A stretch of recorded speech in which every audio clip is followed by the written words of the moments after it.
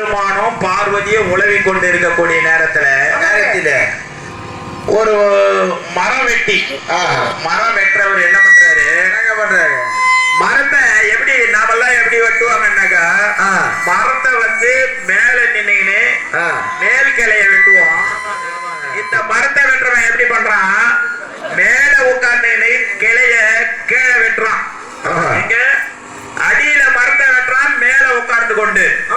பார்வதி தேவியும் சிவபெருமானும் பார்க்கக்கூடிய நேரத்துல சுவாமி இந்த பாலகன் வந்து மேல உட்கார்ந்து கீழ்கிளைய வெட்டுறான், அடியில கிளைய வெட்டக்கூடிய நேரத்துல வேண்டா என்ன ஆவான் தெரியுமா அப்படின்னு நேரத்துல பார்வதி இடத்திலே சிவபெருமான் சொல்றாரு, பார்வதி அவன் விழும்போது உன்னை தேவின்னு உன்னை மனசுல நினைச்சான்னாக்கா நீ போய் அவனை காப்பாத்திரு.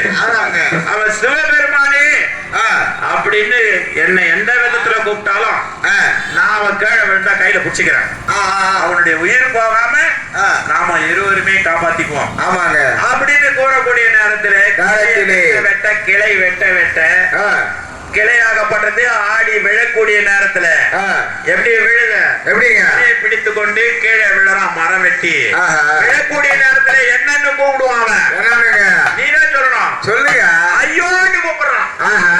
ஐயோ ஐயோன்னா யாருங்க, யமதர்மனுடைய மனைவி. அவன் ஐயோன்னு கூப்பிட்டதுனால சிவன் நான் தொட மாட்டேன்ட்டாரு, பார்வதி நான் தொட மாட்டேன்ட்டாரு. ஐயோன்னு கூப்பிட்டதுனால யமதர்மராஜன் மனைவி வந்து நீ எங்களுக்கு தான் சொந்தமானவன், ஆகையினால உயிரை பறிச்சுக்கிட்டு போயிடுறேன். அந்த ஐயோ என்று கூறக்கூடிய நேரத்திலே ஐயோவாகப்பட்ட அந்த பெண்மணி அந்த யமதர்மராஜன் இடத்தில் கொண்டு சென்று அவன் உயிரை கொடுக்கிறான். அந்த மாதிரி இந்த யமதர்மராஜன் யாரை நோக்கி போறாரு, தன் மனைவியை நோக்கி அந்த காம எண்ணத்திலே போகக்கூடிய நேரத்திலே மனைவியை உற்று நோக்கக்கூடிய நேரத்திலே அங்கே ஒரு ஒளி தோன்றுகிறது. அந்த ஒளியாகப்பட்டது அப்படி அந்த ஒளியாகப்பட்டதிலே ஒரு அசுரனாகப்பட்டவன் உருவெடுக்கிறான். அந்த அசுரன் உருவெடுக்கக்கூடிய நேரத்துல அசுரனாகப்பட்டவனே எப்படி வர்றாருனாக்கா, அரோகரானே ஓம் சரவண பவனே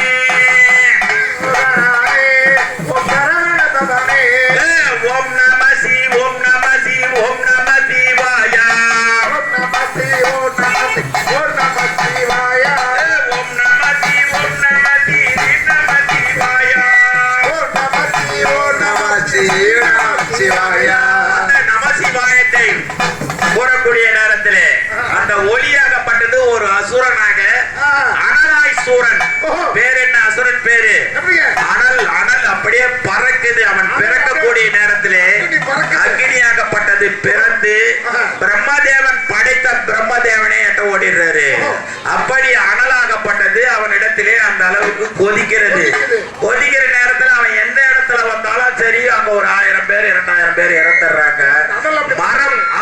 மரம் செடி கொடிகள் அனைத்துமே சூரிய பகவானே பயப்படுறாரு.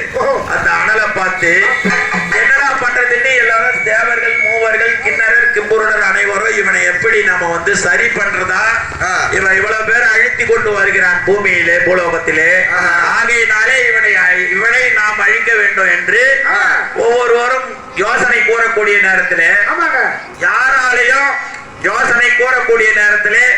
யாராலையும் அந்த முடிவு எடுக்க முடியல. என்ன பண்றாங்கன்னாக்கா இருவரும் அந்த சிவபெருமான இடத்திலே சென்று முறையிடுறாங்க. இந்த அனலாய் சூரனால ஒரு நாளைக்கு 1,00,000 பேர் இறந்து கொண்டே இருக்கிறாங்க. ஆகையினாலே இந்த அனலாய் சூரனால இந்த மடியிற்கு காரணம் என்ன அப்படின்றத வச்சு நாம இத வந்து மக்களை காப்பாற்றணும்னு கூறக்கூடிய நேரத்துல ஜனங்களை காப்பாற்றணும்னு கூறக்கூடிய நேரத்துல இவனுக்கு அந்த நேரத்தில் இடத்திலே சிவபெருமான் சயன கோலத்திலே இருந்து ஆமா தவம் செய்து கொண்டிருக்கக்கூடிய நேரத்திலே இவர்கள் எது சொன்னாலும் சிவபெருமான் இடத்திலே கேட்கவில்லை. அங்கிருந்து திருமால் இடத்திலே சொல்றாங்க. திருமாலும் வந்து அதற்குண்டான உபாயம் என்னிடத்திலே இல்ல, என்னாலையும் அங்க நெருங்க முடியல அப்படின்னு கூறக்கூடிய நேரத்துல எல்லாரும் எங்க சென்று சொல்றாங்கன்னாக்கா வழித்துணை விநாயகர் அந்த இடத்திலே ஒரு விநாயகரை நாம் நோக்கி சென்று விநாயகரிடத்திலே நாம் இந்த பிரச்சனையை சொன்னால் விநாயகர் தான் நமக்கு தீர்த்து வைப்பாரு போனாலும் முதல்ல விநாயகர் கும்பிட்டு போனோம். அது யாரும் கேட்க மாட்டேன்றாங்க. ஆகையினாலே இதுதான் நம்ம குட்டி கிட்ட மைக்க கொடுத்துருக்கிறேன்.